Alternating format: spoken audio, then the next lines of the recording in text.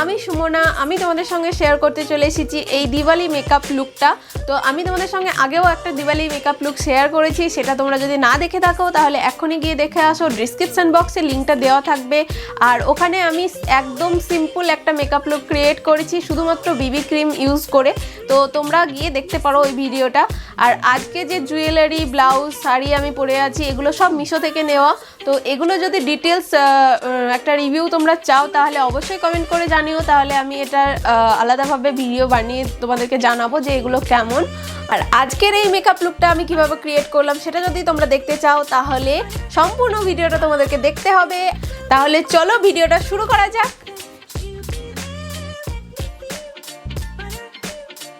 প্রথমেই আমি মুখটাকে ভালো করে ক্লিন করে নিয়েছি, এরপর একটা মিস্ট ইউজ করছি আমি, এটা প্লামের মিস্ট, এটা ড্রাই স্কিনের জন্য। এটার আরও একটা ভেরিয়েন্ট পাওয়া যায় যেটা অয়েলি স্কিনের জন্য। এরপর আমি একটা ফেসিয়াল সিরাম ইউজ করছি, এটা গুড ভাইবসের ফেসিয়াল সিরাম, ভিটামিন সি যেটা আছে সেই ফেসিয়াল সিরামটা।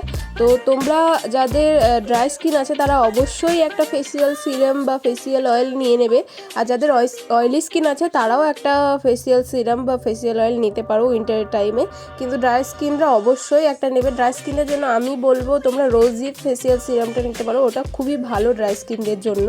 এরপর আমি প্রাইমারের জায়গায় এই সেটিং স্প্রেটা ইউজ করছি, এটা ম্যাকের prep and prime setting spray, মানে এটা তোমরা প্রাইমারের জায়গাতে ইউজ করতে পারো, তাই আজকে আমি প্রাইমারের বদলে এই সেটিং স্প্রেটা ইউজ করছি। এরপর আমি একটা লিকুইড হাইলাইটার ইউজ করছি, এটা হচ্ছে নাইকার stove and glow liquid highlighter. Liquid highlighter base তৈরির মানে প্রাইমারের পরে আর ফাউন্ডেশনের আগে যদি আমরা ইউজ করি তাহলে কি হয়, আমাদের বেসটা একটু গ্লোই হয়।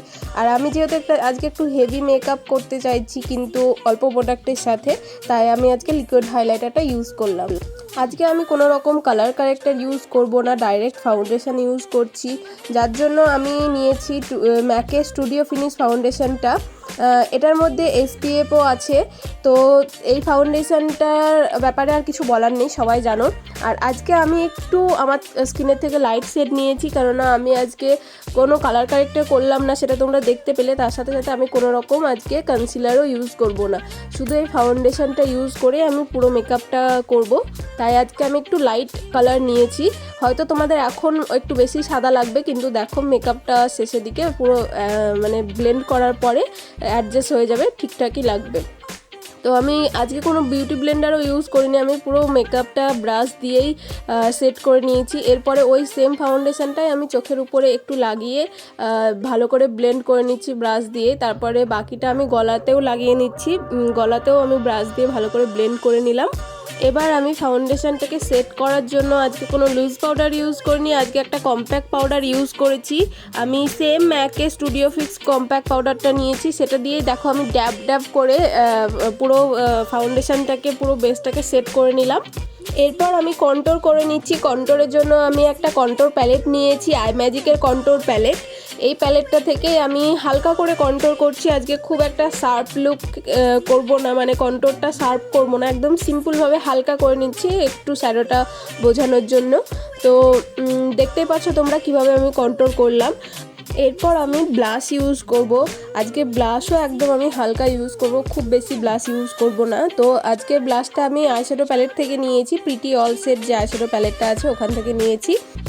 তো এরপর আমি হাইলাইটার ইউজ করছি, হাইলাইটারের জন্য আমি হোজোর হাইলাইটার নিয়েছি। তো হোজোর হাইলাইটারের ব্যাপারে তোমাদেরকে আর কিছু বলার নেই, তোমরা আগের ভিডিওতে দেখেইছো অনেক ভিডিওতে। তো খুবই ভালো একটা হাইলাইটার, তোমরা দেখতে পাচ্ছ একটুতে কতটা সুন্দর গ্লো করছে। তারপরে আমি হাত দিয়ে একটু নাকটা হাইলাইট করে নিচ্ছি, নাকের এই জায়গাটা হাত দিয়ে করলে কি বলতো একটু শার্প হয়, দেখতে সুন্দর লাগে। এরপর আমি সেটিং স্প্রে ইউজ করছি, সেম সেটিং স্প্রেটা যেটা আমি প্রাইমারি টাইমে ইউজ করেছিলাম, ম্যাকের সেটিং স্প্রে। তো এরপর আমি লিপস্টিক ইউজ করছি, লিপস্টিকের জন্য আমি সুগারের লিপস্টিক নিয়েছি।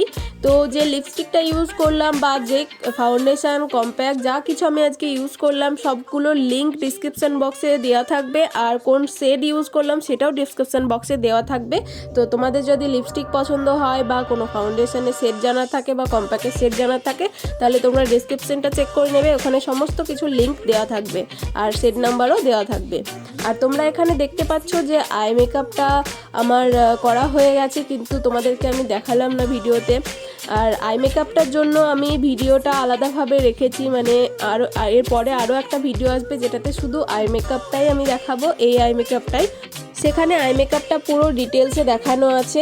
কি বলো তো, একটা ভিডিওতে ফেস মেকআপ আই মেকআপ সব দেখাতে গেলে তোমরাই ঠিকঠাকভাবে বুঝতে পারো না, যার কারণে আজকের আই মেকআপটা আমি আলাদাভাবে রেখেছি যাতে পরের ভিডিওতে তোমাদের সঙ্গে আমি পুরো ডিটেলসে আই মেকআপটা শেয়ার করব, যেখানে পুরো আমি যে স্পিডে আই মেকআপটা করি সেই স্পিডটাই দেওয়া আছে, কোনো রকম স্পিড বাড়ানো নেই, পুরো ডিটেলসে তোমাদের সঙ্গে আই মেকআপটা শেয়ার করব। তো সেই ভিডিওটা যদি তোমরা দেখতে চাও তাহলে অবশ্যই চ্যানেলটাকে সাবস্ক্রাইব করে বেল বাটনটা অন করে রাখো যাতে নোটিফিকেশনটা সবার আগে তোমাদের কাছে পৌঁছে যায়।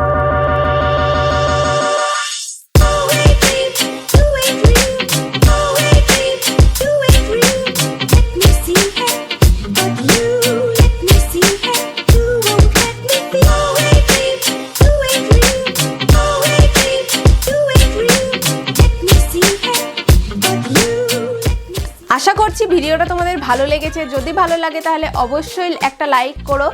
আর আজকে যে আই মেকআপটা আমি তোমাদের সঙ্গে শেয়ার করলাম না সেটা আমি আলাদাভাবে ভিডিও বানিয়েছি, যেটা আমি তোমাদের সঙ্গে খুব তাড়াতাড়ি শেয়ার করব।